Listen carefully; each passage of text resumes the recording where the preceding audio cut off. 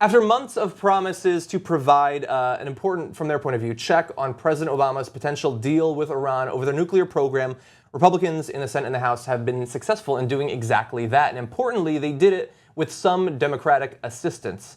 Now, they are going to have a limited ability to stop a deal if they don't approve of it. And thanks to last-minute changes to that sort of oversight framework from some Democrats who are sympathetic with their cause, although perhaps not for the exact same reason as the Republicans, they will have that oversight. And Obama says that he will not attempt to veto this. He's likely to sign it in the near future. The president said, this is according to Josh Earnest, the president would be willing to sign the proposed compromise that is working its way through the committee today. Despite the things about it that we don't like, enough substantial changes have been made for the White House to support it. Now, on the other side, you have Bob Corker, who's one of the Republicans pushing most strongly for this. He said that he believed the White House backed down after realizing the number of senators that were going to support this legislation. So he says the White House can say whatever they want about the changes being what precipitated the change, but it's in fact that they think that they could have been rolled if they'd tried to override this, perhaps with a veto. Yeah, rolled, I don't know. I mean, this is the way Congress is supposed to be. This is the way Congress is supposed to work. You know, you get some people working with the White House. You have Democratic senators. Listen, if this bill was so distasteful, Barbara Boxer wouldn't be signing onto it. Ben Cardin wouldn't have been doing it. Chris Murphy of Connecticut. These are Democrats who are reliably liberal, progressive senators who would not go in the way, get in the way of the White House.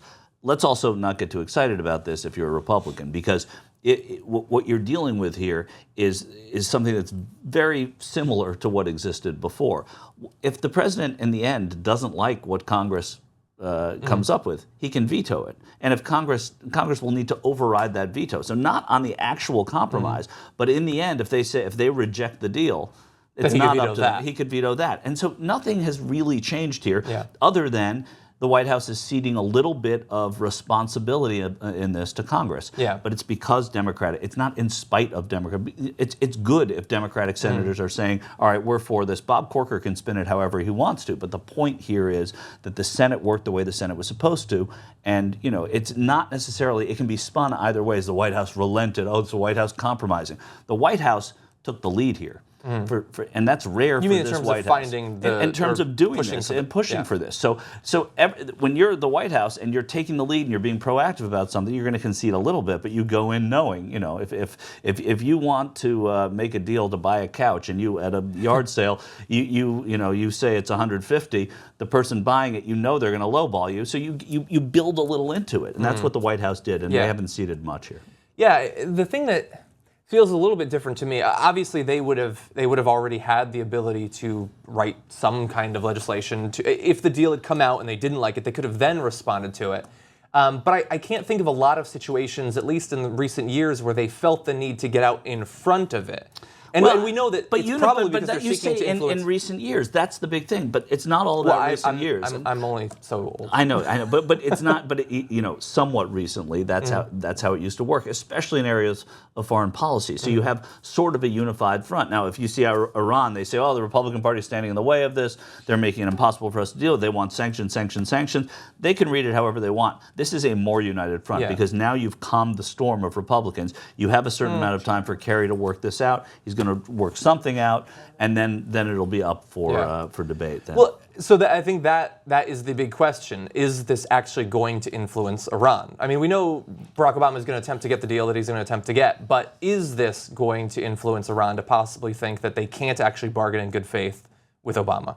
Even though, as we've said, it doesn't really change things only if too you much. distill it that way that they can't bargain in good faith with Obama. Nothing has changed here. I mean, that's I'm saying their perception. Yeah, but their perception of it, they know what's going on. So they know that the president has to deal with the Congress, and if they are good brokers in this, honest brokers in this, they're going to go through with this deal as they would have before. And if America rejects it, it's even better for Iran because they say, wait, we came to this place with a deal.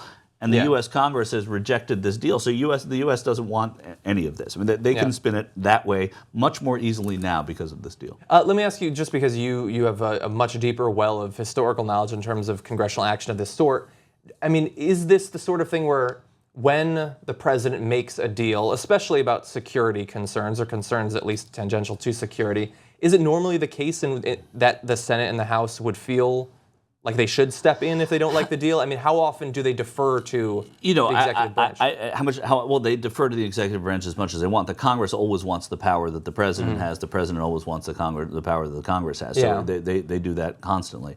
I'd have to look at specific precedent for this. But John, one thing, the spirit of the way this is supposed to work is this, and there's no division in America. There was division in America before this bill came up in terms of politics, because the Republicans were obstinate about this, and Corker was obstinate about it, and the leadership was obstinate about it.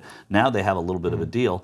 I don't think it's any different than it was before. Yeah, really. And there definitely was a split, but we do know from recent polling that the majority of Americans support some sort of deal. Yeah. Whether they know the details of the deal, that's important, and that's why these Democrats have said, okay, well, we'll make a deal in Congress for you, for the Republicans to appease the leadership of this body. But when you look at the names that are on that list, Chris Coons is on that from Delaware, Udall is on there. So I think that from New Mexico, the Democrats are pretty secure with what they want and what the White House wants. So they have a sign off there. Okay, so why don't we talk very briefly about what this oversight actually entails. Right now, Congress would have 30 days to review a nuclear deal once it's submitted by Obama. The president would have to submit the deal by July 9th to meet this expedited timeline. Otherwise, it would jump to 60 days. And within the 30-day period, Congress would also need to pass a resolution of approval or disapproval, which, as we've said, could be vetoed by the president, would require 2/3 in the Senate and the House to sustain. If a resolution of disapproval were to become law, it would prevent Obama from waiving congressional sanctions against Iran while he's in office. And so that's perhaps the only sort of technical change, is that it provides some limited extension of the sanctions, 12 days, 30 days, something like that, depending on what Obama does. And the biggest change, the two major changes from yesterday, in which the White House did not seem as favorable towards it, the initial congressional review period has been cut from 60 days to 30 days, and the presidential certification of Iranian good behavior is now limited to certification that Iran is complying with the terms of the nuclear deal.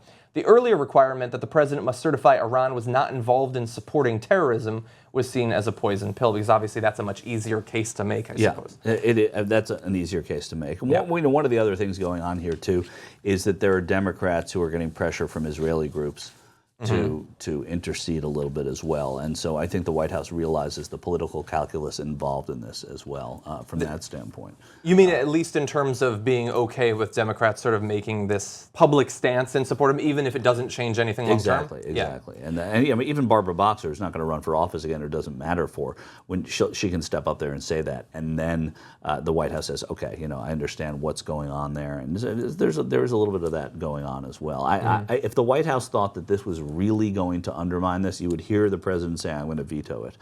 There's no undermining of what it goes. It sort of hurries it up as far as you said, the congressional approval. But the president can also come back at any time and say, the Secretary of State can go to Congress and the Foreign Relations Committee and say, hey, listen, we need another 15 days here. I want you to draft an emergency resolution, extend this for 15 days. We are close to something. We want those 15 days. And then it'll be incumbent upon that Congress who had been cooperated with to say, okay, we'll do that, or look back. Or risk being the ones to get in the way of a deal that the American people largely support. Just overall, really quick, because I don't think that you've been around since the initial framework was announced. And we do know that what the White House has sort of said about the proposed framework is different than what Iran is leaking, as you would expect. Do you see a deal with terms favorable to the American position coming out of this? I do. Yeah, I mean, my prediction is that something will come out of this. I think that I think Barack Obama is a very good. He's very good at the calculus of what needs to be done and how much you can do as president. It's I think one of his most admirable traits as president, whether you like him or not. He's been very good at gauging what he can and can't do. So I don't think that he would have gone in this deep and put out these major proposals that could, distance himself from Israel, that could distance himself from powerful forces within the party, unless he knew that there was some chance that this would be successful. Now, what everybody's judgment of successful is, that's going to be totally different from what mine is or what the president's is. But I think that, I think something will come of this.